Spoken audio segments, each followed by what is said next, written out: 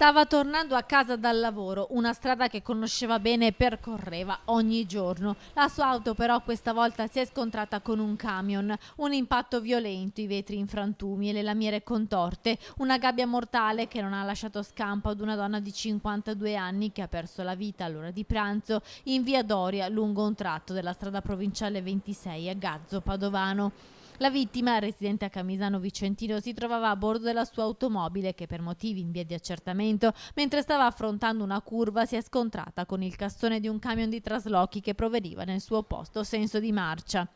Nello schianto l'auto è stata completamente distrutta. I vigili del fuoco hanno lavorato a lungo prima di riuscire ad estrarre il corpo della donna. I medici del 118 sono arrivati nella frazione di Gran Tortino di Gazzo a bordo di un elicottero per il trasporto d'urgenza, ma per la 52enne non c'era già più nulla da fare, è morta sul colpo. Sul posto anche la polizia locale di Cittadella che ha eseguito tutti i rilievi per chiarire la dinamica dell'incidente mortale. Entrambi i mezzi ora sono stati sequestrati. L'autista del camion coinvolto nello schianto non è rimasto ferito ma è sotto shock.